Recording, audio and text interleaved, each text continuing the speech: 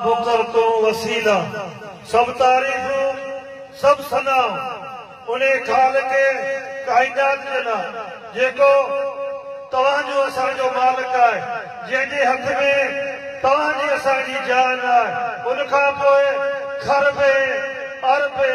दुरूद पाक उन हस्ती ते जेको शफीअल मुज़नबी जेको रहमतुल आलमीन जेको खातिमुल अंबिया जेको तव्हां असांजो शफीअल मुज़नबी जेको अल्लाह साईं जो महबूब जेको बाइस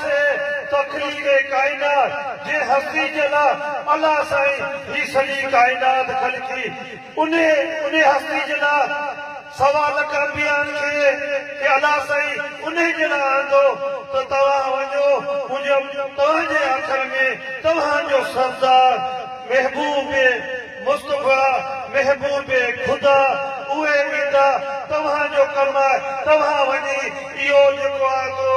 वञी मखलूक में पैगाम पहुचायो त आख़िर ही जेका काइनात ठाही आहे इहा अल्लाह साईं चयो हू पंहिंजे महबूब जे लाइ ठाही आहे। मुंहिंजा दोस्तो मुंहिंजे महबूब करीम सल्लल्लाहु अलैहि वसल्लम जी महफ़िल में आए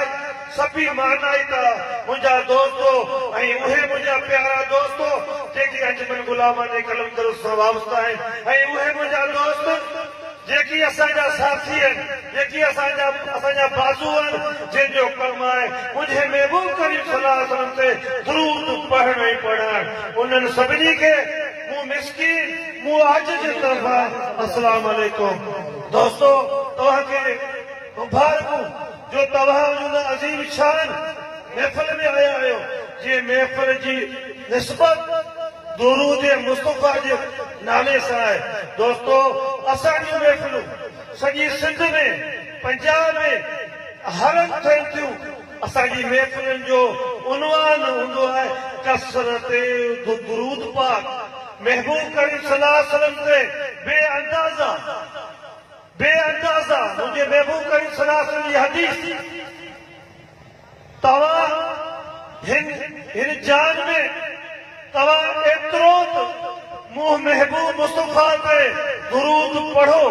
जेको हिन जान में वध मुंहिंजे महबूब करीम सल्लल्लाहु अलैहि वसल्लम ते दुरूद पढ़ंदड़ हूंदो उहो ॾींहुं क़यामत जो मुंहिंजे महबूब खे वेझे में वेझो हूंदो।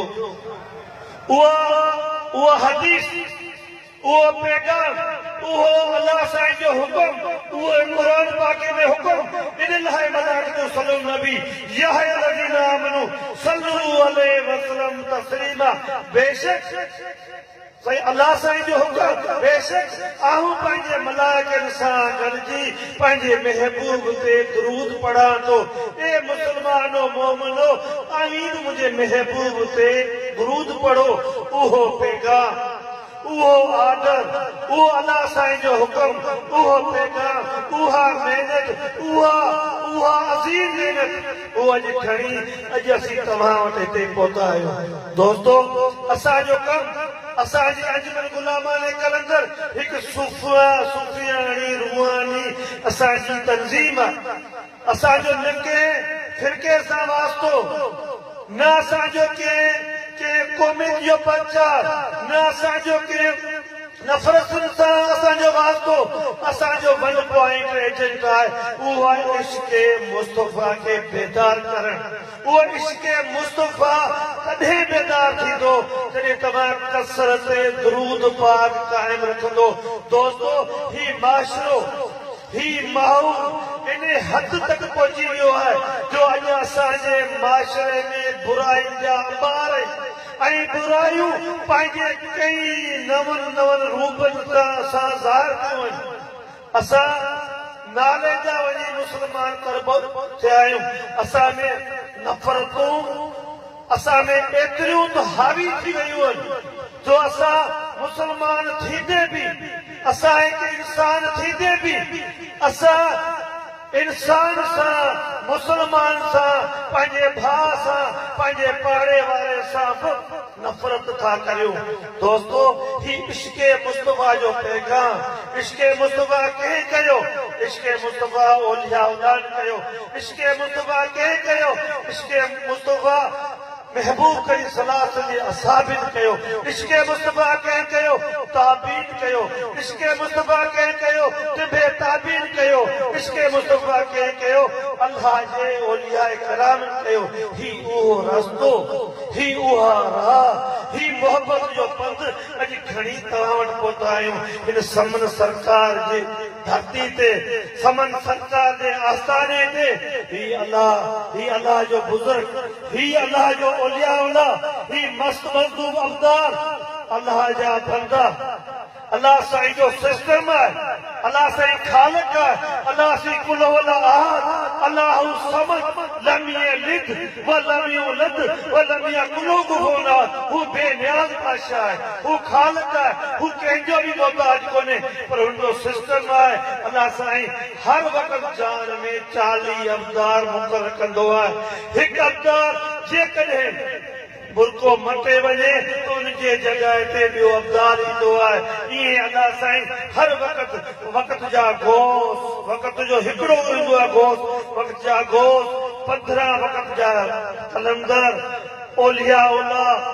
बखिया कई अल्लाह साईं जा बुजुर्ग जेकी वक़्तनि अल्लाह साईं जो नालो अल्लाह साईं जे मखलूक में बुलंद करे अल्लाह साईं जे मखलूक खे पंहिंजे रब हक़ीक़ी ॾांहुं मुतवजा करण ऐं उन में ख़ौफ़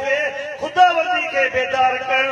ऐं उन खे हिन बुराइयुनि हिन माशरे जे उन्हनि कमनि जेकी अल्लाह जे महबूब करीम सल्लल्लाहु अलैहि वसल्लम जिन कमनि लाइ मना फरमाई आहे उन्हनि कमनि खां परे रखनि उन्हनि कमनि ॾांहुं आणनि उन्हनि कमनि ॾांहुं आमदा कनि जेकी अल्लाह जे महबूब खे प्यार आहिनि इहो कमु इहा फीज़ुनि अल्लाह जे औलिया जी आहे दोस्तो तव्हां ॿुधो हूंदो तारीख़ शायद आहे वक़्तनि बि वक़्तनि अल्लाह साईं जा अहिड़ा नेक बंदा थियनि था उन हिन जहान जे हिन माशरे में जेको माण्हू खे पियो खाए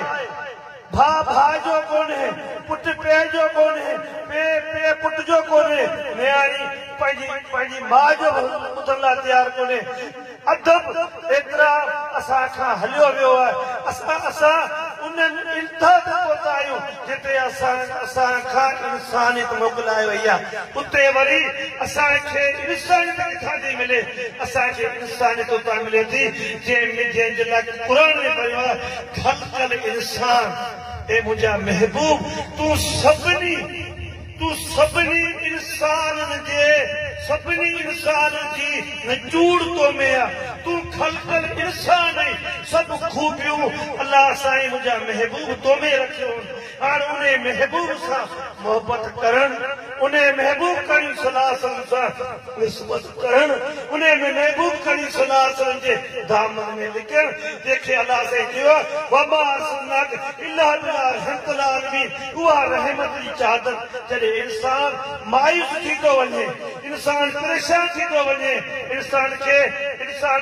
इहा ख़बर पए थी त मुंहिंजा गुनाह हद खां मथे हलिया विया आहिनि पोइ उन्हनि गुनाहनि जो पछता थिए थो पर अल्लाह साईं जो क़ुर में हुकुम आहे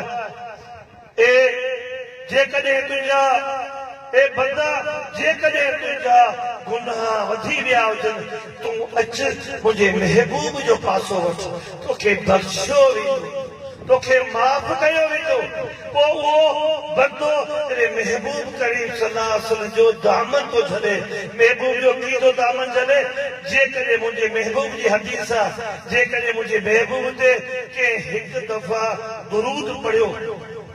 उनजा 10 गुनाह माफ़ कया था वञनि 10 उनखे नेकियूं थियूं मिलियूं वञनि 10 उनजा दर्जा था बुलंद वञनि जेकॾहिं दोस्तो उहो दुरूद हज़ारनि में हुजे त तव्हांजा गुनाह छा के बाक़ी हूंदा